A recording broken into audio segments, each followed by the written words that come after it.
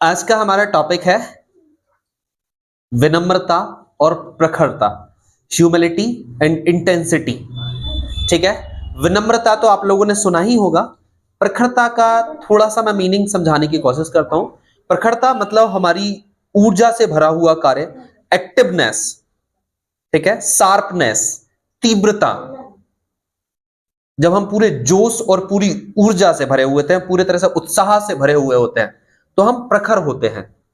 प्रखर मतलब मजबूत, शारीरिक रूप से, इवन सबसे महत्वपूर्ण मानसिक रूप से, बौद्धिक रूप से, ठीक है, आत्मिक रूप से। हम अपने अंदर अपने आप को बहुत मजबूत महसूस करते हैं और वही मजबूती हमें प्रखर बनाती है। ठीक है, तो हमारे लिए जीवन में दोनों ही जरूरी है। जैसे एक सिक्के के दो पहलू होते हैं, वैसे ही हमारे व्यक्तित्व में, हमारे चरित्र में विनम्रता और प्रखरता दोनों ही जरूरी है। जैसे हम कहते हैं ना, वो बच्चा बहुत सीधा सच्चा है, तो सिर्फ सीधे सच्चे होने से काम नहीं चलेगा, आपको तेज भी होना पड़ेगा। और सिर्फ तेज होने से काम नहीं बनेगा, विनम्र भी होना पड़ेगा। ठीक है, तो आप एक बैलेंस्ड ह्यूमन है, आप संतुलित मानव हैं। असंतुलित वो होते हैं, इम्बैलेंस्ड वो होते हैं जो या तो बहुत तेज है, सिर्फ तेज है, पोलाइटनेस नहीं है, विनम्रता नहीं है, कभी झुकते ही नहीं है, और कभी कभी उनकी अकड़ उन्हें ही तोड़ देती है। उनकी वो जो स्ट्रांगनेस है वो उन्हीं के टूटने का कारण बन जाती है। और सिर्फ विनम्रता भी पर्याप्त नहीं है। आप विनम्र रहेंगे तो लोग आपकी विनम्रता का फायदा उठाते रहेंगे, ये बोलेंगे, ये कहेंगे, कुछ भी करेंगे, ये सोचकर कि वो तो बड़ा भोला भाला है, कुछ भी करो, कुछ भी बोलो, सब सुन लेता है, सब सह लेता है, वो तो कुछ बोलता ही नहीं है, वो तो कुछ करता ही नहीं है, दो थपाड़े भी मार लो तो भी वो ही सॉरी बोल देगा। तो ये हमारी कमजोरी की निशानी भी होती है। इवन विनम्रता एक बहुत महान गुण है। ये होना आपके अंदर एक सच्ची मानवता होने जैसा है। विनम्रता विनम्रता हमारे अंदर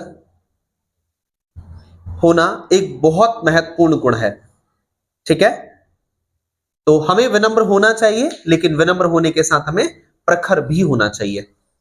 ठीक है, एक्टिव, एनर्जेटिक। मैं दोनों को एक स्टोरी के माध्यम से समझाने की कोशिश करता हूं। ठीक है, कि अगर विनम्रता है और किसी में सिर्फ प्रखरता है, और वो प्रखरता मतलब उसका एटीट्यूड, उसका अहंकार है, उसका घमंड है, तो वो उसके लिए किस तरह से तोड़ देता है, उसको जड़ें उखाड़ देता है, उसका व्यक्तित्व उखाड़ के फेंक देता है। अगर किसी के अंदर विनम्रता जैसा स्वभाव नहीं है तो। एक जंगल में एक बहुत मजबूत पेड़ था, बहुत बड़ा, बहुत मजबूत। ठीक है, और उसके आसपास घास थी बहुत सारी।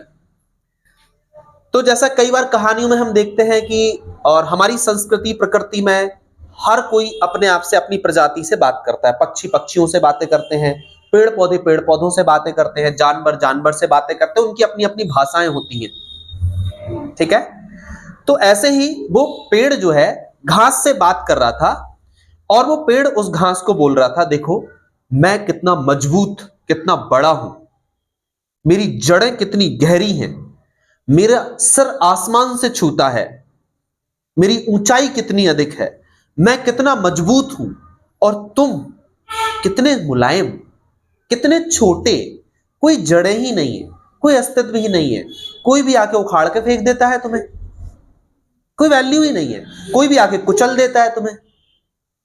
क्या हो तुम, मुझे देखो, मैं कितना मजबूत हूं, कितना ऊंचा हूं, कितनी गहरी जड़ें हैं मेरी, कि मुझे कोई हिला तक नहीं पाता है।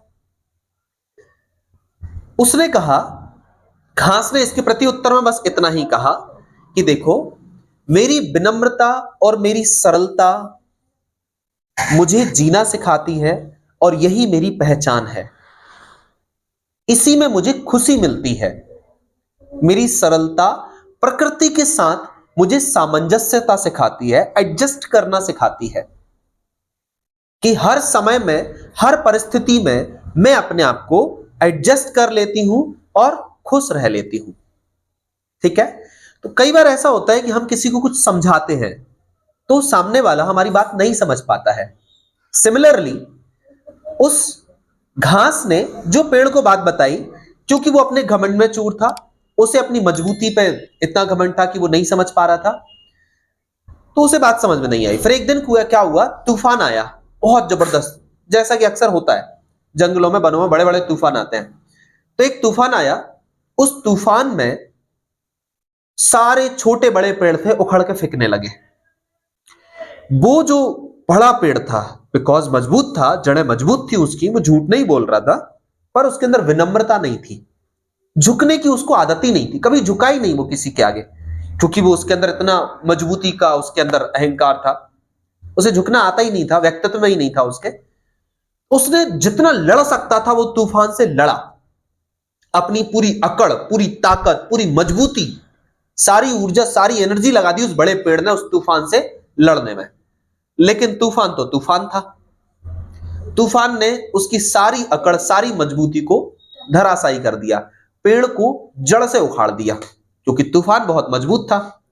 वहीं पर घास जो थी वो विनम्र थी, कितना ही मजबूत तूफान आया, घास झुक गई विनम्रता से, क्योंकि उसे पता है कि परिस्थिति है और समय हमेशा एक जैसा नहीं होता है, और बिकॉज क्योंकि ये प्रकृति है, प्रकृति के साथ मुझे एडजस्टमेंट ही मेरा अस्तित्व बनाए रखने में सहायक होता है।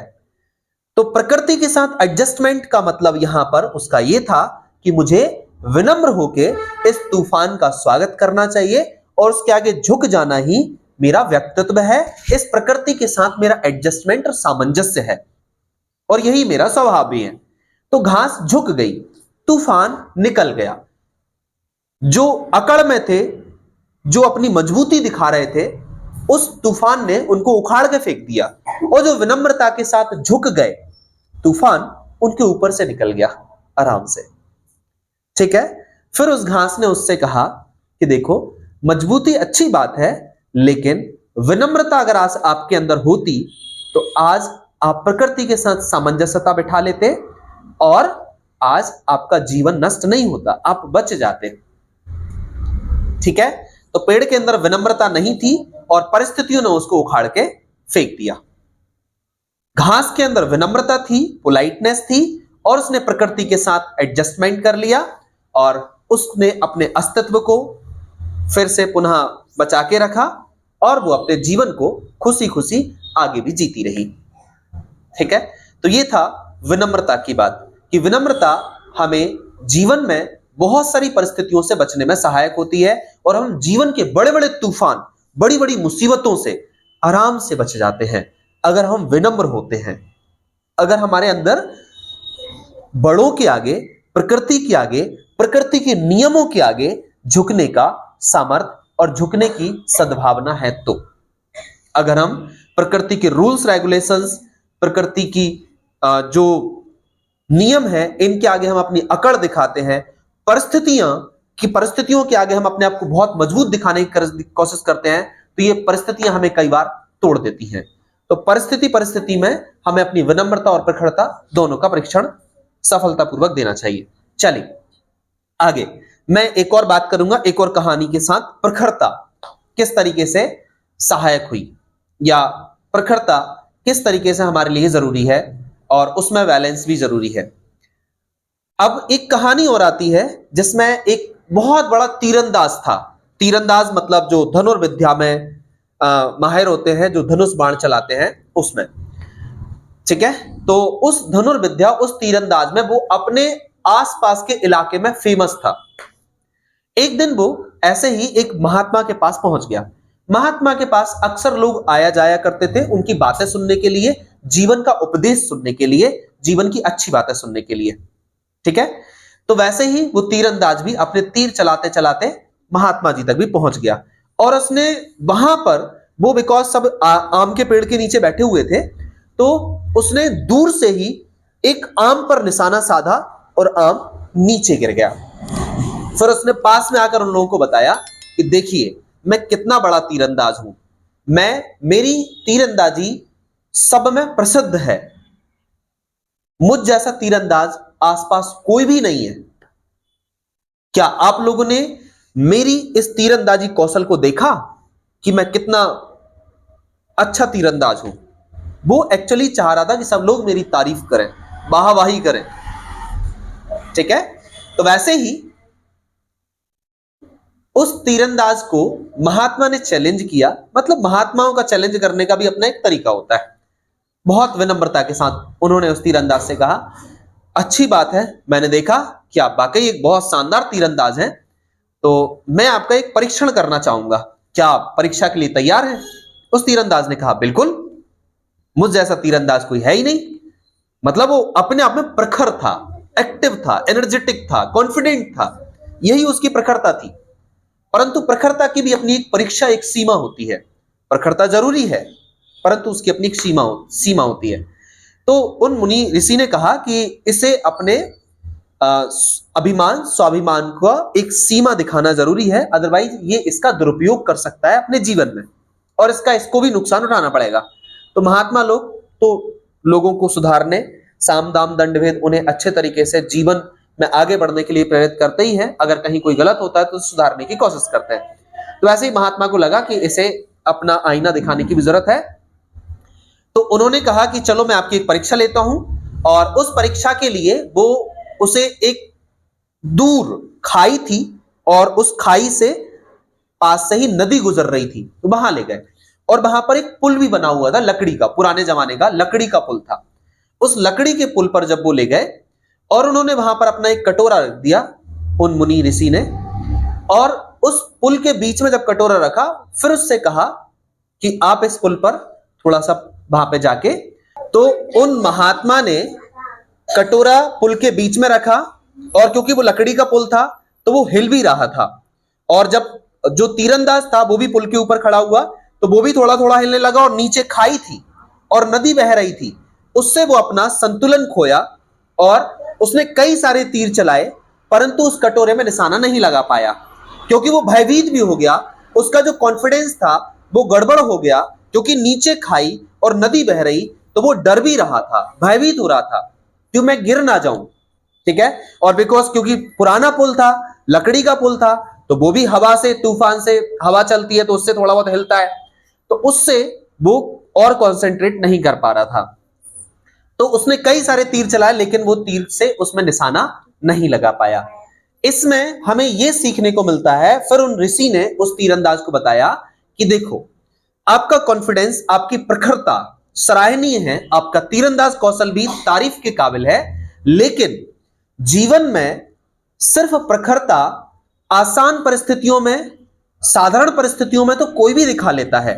आपकी प्रखरता की तारीफ तब है जब हर परिस्थिति में, विपरीत से विपरीत परिस्थिति में, आप अपने आप को कॉन्फिडेंट, अपने आप को एक्टिव, एनर्जेटिक, पावरफुल और कॉन्सेंट्रेट, फोकस्ड रख सके, तब आपकी प्रखरता की तारीफ है। तो प्रखरता होनी चाहिए, लेकिन प्रखरता साधारण और सरल परिस्थितियों में सिर्फ ना हो, प्रखरता हर विपरीत से विपरीत परिस्थिति में हमारे अंदर होनी चाहिए। वही उत्साह, वही एनर्जी, वही ताकत हमारे अंदर होनी चाहिए, चाहे परिस्थितियां कुछ भी हो। उससे उस तीरंदाज ने सीखा, और उन ऋषि को प्रणाम करके उसने अपने जीवन में उसको उतारा, और आगे जाके वो अपने राष्ट्र, अपने क्षेत्र का, अपने राज्य का एक बहुत बड़ा प्रसिद्ध तीरंदाज बना, क्योंकि उसने परिस्थितियों से तालमेल बैठाना सीख लिया था। तो क्लियर समझ में आ गया कि हमारे अंदर विनम्रता भी बहुत जरूरी है और प्रखरता भी जरूरी है, और विनम्रता और प्रखरता हर परिस्थिति में हमें जीवन में फोकस्ड, कंसंट्रेट और आगे बढ़ने के लिए सहायक होती है। क्लियर समझ आ गया? किसी का कोई क्वेश्चन? ठीक है, इसी के साथ हम इस टॉपिक को ओवर करते हैं।